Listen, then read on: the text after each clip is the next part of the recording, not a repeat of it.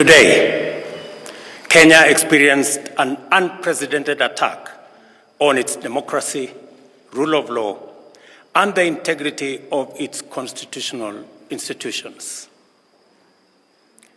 An otherwise legitimate expression of the fundamental rights and freedoms of assembly, demonstration, picketing, and petitioning of public authorities by a section of law-abiding citizens of the Republic of Kenya was infiltrated and hijacked by a group of organized criminals. Most regrettably, today's attack on Kenya's constitutional order has resulted in the loss of lives, also destruction of property and desecration of institutions and emblems of our sovereignty. Today's events mark a critical turning point on how we respond to grave threats to our national security.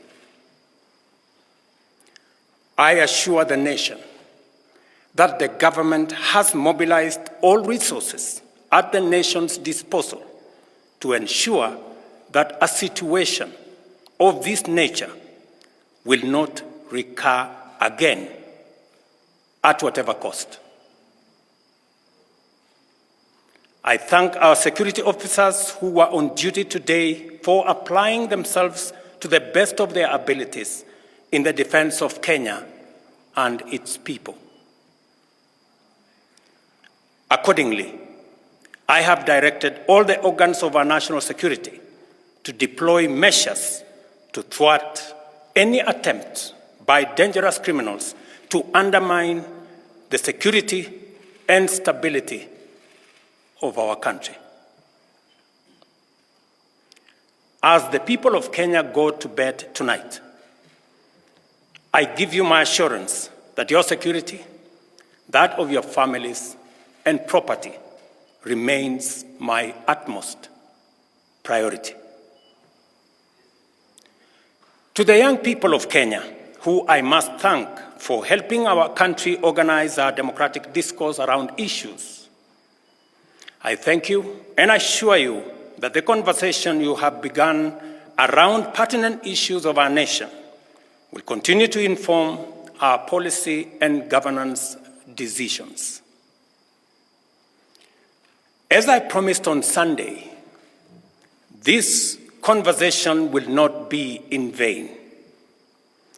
I will not only champion for the cause of issue-based, policy-oriented, and tribeless engagement on critical national issues, but also provide a framework for this conversation to be processed and its outcomes implemented. However, our national conversation on any subject matter must be conducted in a manner that respects and honors the foundational values upon which our nation is established, namely constitutionalism, the rule of law, and respect for institutions. It is very painful for Kenya that a conversation this crucial was hijacked by dangerous people who have caused us the kind of loss we have incurred as a nation today. It is possible that the criminals who rained terror on innocent people and attempted to challenge our law enforcement deployments are still determined to continue with their dangerous behavior.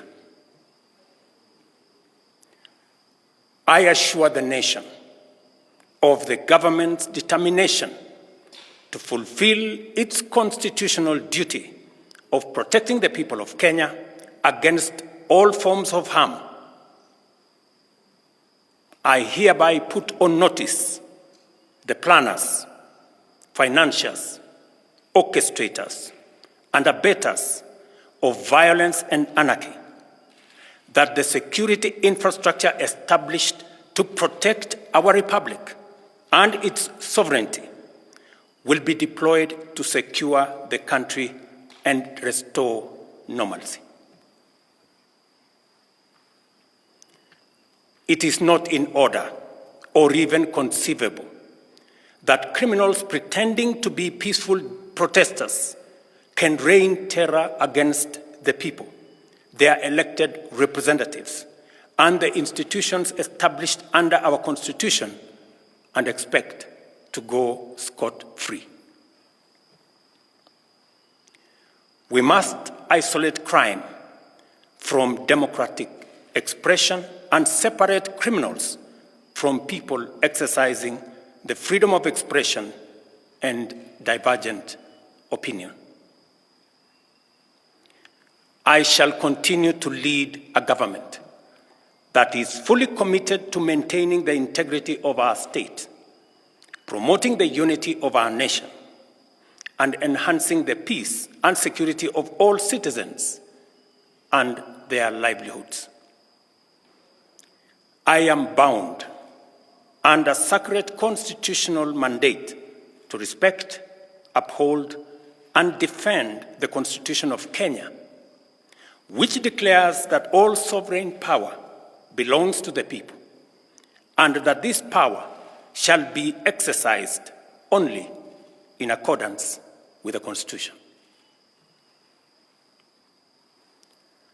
The government will therefore uphold its constitutional mandate to secure our nation and its development, and shall treat every threat to national security and the integrity of our state as an existential danger to our republic. Accordingly, I assure Kenyans that we shall provide a full, effective, and expeditious response to today's treasonous events. Thank you.